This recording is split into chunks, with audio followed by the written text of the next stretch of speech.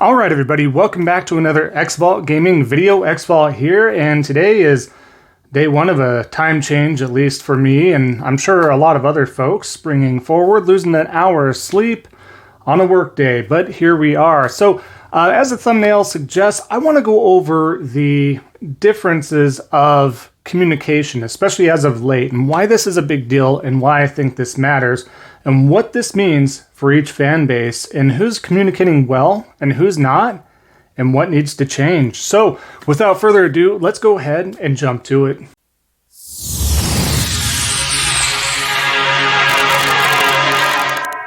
All right, so like I was saying, what I want to do is go over the topic of communication, marketing, what that means to the fans of platforms, preferred platforms, whether you're a multi-platformer, stuff like that. It really makes a world of difference. And something that was kind of brought to light today that came across for me is the fact that we did get an announcement that there's another PlayStation State of Play, which is like a Nintendo Direct and stuff like that. So just kind of mini showcases that happen that trickle out information that maybe spotlights a few games or a bunch of games or a couple or one, something like that. So we did get that coming up. So we will have a State of Play for PlayStation for Hogwarts Legacy this Thursday.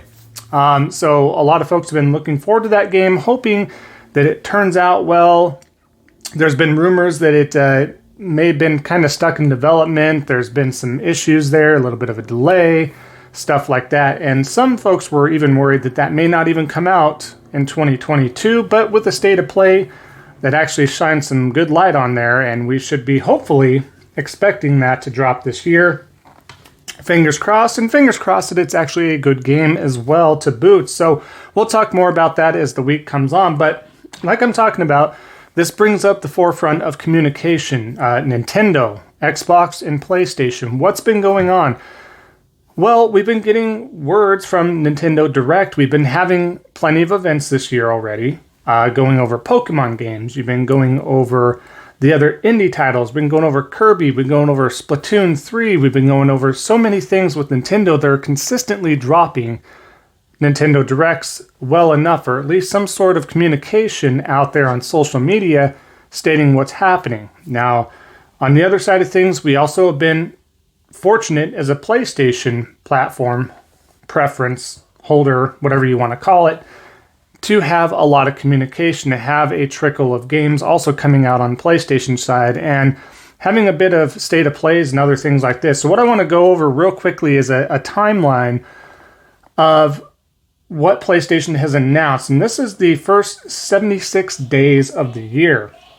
Starting off in January, we get a PlayStation announces the Ghost of Tsushima has sold over 8 million units. So that's good. They're communicating that, hey, this is what the sales are. You want to know if you have stakes in a platform, you want to know it's doing well, especially in a game that maybe you enjoy very much so. That way you know that there's probably going to be a greenlit sequel, that you don't have to worry that that franchise, that new IP is one and done. So great.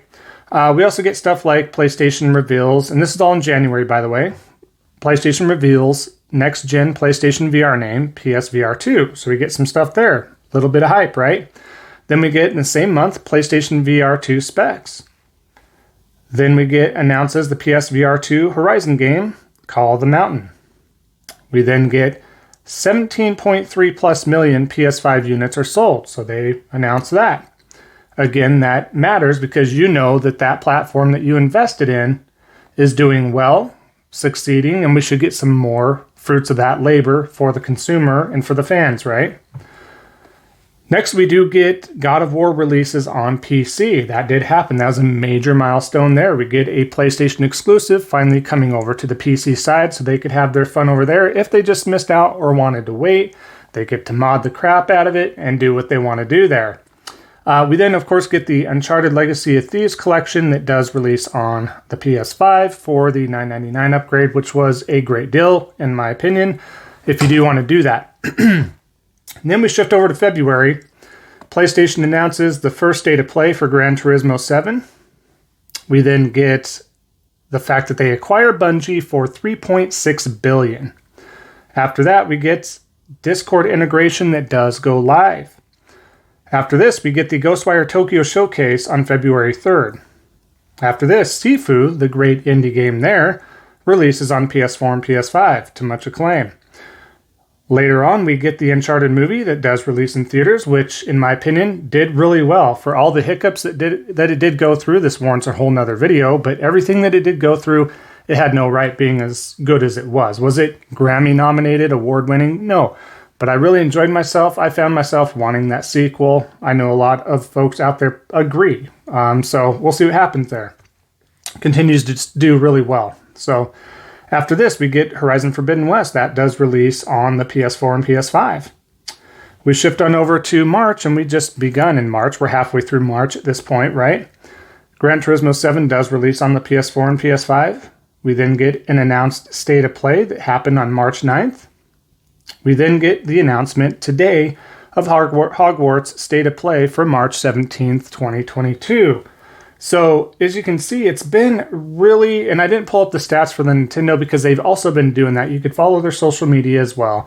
Like I said, they've been dropping their Nintendo Directs and they've been dropping announcements left and right. So, I just want to kind of state that, you know, that type of communication and the type of games and you're getting content, that's what needs to happen. It helps build hype. It helps drive confidence and everything else in your platform. You know you're getting your money's worth. You know you feel good about the investment that you did make. And then that leads me to the Xbox side of things. And again, I know I'm going to get some comments, I'm sure, on this, but you have to sit there and ask yourself, why is Microsoft not being more communicative, right? It's not saying that Microsoft's losing money, Microsoft's doing bad as a whole, but they need to communicate. People are starving for content. They're starving for information. You never get the amount of units totally sold. You're getting a combination of the Series X and Series S, where the Series S is everywhere, so that kind of inflates what's going on there. The folks are so starved that they bounced immediately to Elden Ring, which is fine, which is great. It's a great game. I'm playing it myself. I'm having a good time. They bounced to something they typically wouldn't even do if they had other content that they should have at this point. And that's what's really interesting. So there's things that are happening there that they're just kind of jumping on whatever that can happen. They're jumping on any game that they want to, which again is good. Maybe it opens up that palette a little bit. You'll get maybe some announcements, and definitely correct me below in the comments if there's something else that I have not seen in my research aside from Game Pass, and kind of going through some Game Pass numbers a couple months ago. Where's the stuff? We have Starfield. Nothing's being talked about. Nothing's being gone over. It's just Starfield, wait and see. Starfield, wait and see. Starfield, wait and see. Next year there's Avowed. Next year's there's this. Next year's there's that. We don't know what's going on. You can't put all your eggs in one basket for Starfield. You need Xbox and Microsoft need to do a better job of hyping stuff, whether it be indies, whether they're talking about Tunic, the Fox game that's a Zelda-like game, right? The top-down ones-ish. There's other things they can talk about and hype up and maybe have just announcements. They don't have to have a direct or a state of play, so to speak, but they do need to have something in line. They need to be more communicative, and they need to give numbers. The numbers can't be that bad, whether you're in second or third in the console sales or whatever. And if you're into that stuff, then give that to your fan base. Give them stuff like, hey, thank you so much. We've sold this amount. Don't hide it. That seems shady. Be communicative. Be communicative often. You can't put, as Microsoft, you can't put all your eggs in one basket for Game Pass either. I feel like that's not the way to go for your fan base. They clearly are looking to have more information. They're grabbing onto anything and everything. People are playing the gunk that was mediocre from everything that I've researched. It was fine. It wasn't a horrible game, but it was very mediocre. You've got to do some stuff to hype up your platform, to hype up the benefits, and not just Game Pass. And this is the money it saves you. Yes, I know. Eventually, even those that are so hyped up on Game Pass are eventually going to be, yeah, I know, I get it. And so that's just kind of the discrepancy and disparity between all the platforms. Is I feel like Nintendo and PlayStation are doing a much better job at communicating, a much better job at marketing, and not just one thing, multiple things, multiple items and games, not just a service, not just Game Pass, not just Nintendo Online, not just PlayStation Now. They're hyping up the games, they're hyping up content, they're hyping up peripherals. They're doing more, they're communicating more, they're showing more, they're stating why you should be happy that you're a platform investor, so to speak. They're showing you why you should be a fan of their product, not just a subscription service. That's when you talk about Xbox anymore, that's all you're associating that brand with right now is Game Pass. And it is a great value. I'm not disparaging that, right? It's just you need something else, something more. That's not enough. You have you have so many different outlooks and views on that. That's just not enough. Whether you agree with me or not, it's the facts. There has to be more. You have to look, and I would hold PlayStation in the same view. If they were not communicating, if you were not getting the games, and I know eventually the games should come for Xbox, and it should hopefully be a pipeline for the fans, and they get what they need. Hopefully that happens, but as of now, and as of the past multiple years, it's been wait and see. Wait till November, wait till E3, we get announcements, this and that, delay this, delay that. There's been delays on PlayStation as well, but when the delays happen, the games are really great. I'm not hearing anything about Halo Infinite anymore.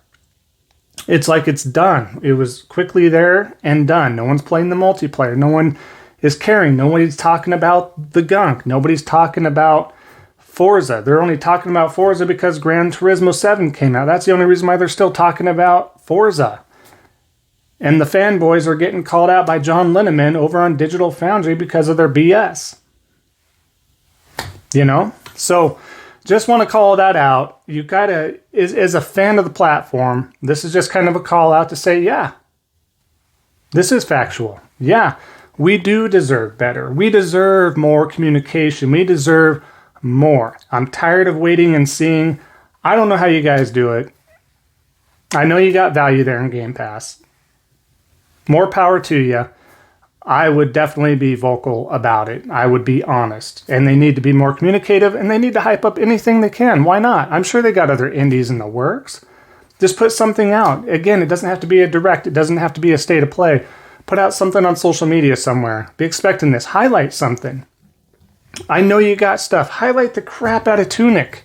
Whether it ends up being a great game or mediocre, highlight the crap out of it. Go all in. Go all in on the games. Do something. Create the hype. The most hype that's happening is from the fanboys on social media doing all the work for Microsoft. I'm not saying that there's not on Nintendo and PlayStation side to a point, but there's also coming from the direct company itself, the hype and the information as well. Facts are facts, folks. So without further ado, I'm going to go ahead and wrap up the video. Thank you so much for sticking around the entirety of the video. If you did enjoy the content, if you do like what I have to say or you don't like what I have to say, let me know in the comment section down below.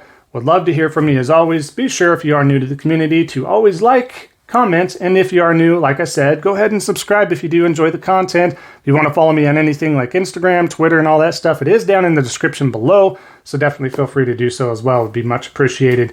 And we'll go ahead and wrap it up by saying that I do have 236 subscribers at the time of this recording, so thank you so much. Hopefully we can hit that goal of 300 as soon as possible so we can just keep on climbing, help out a small content creator like myself. So without further ado, we'll give you your Monday back, and we'll see you next time on the next Xvault Gaming video. And until then, take care.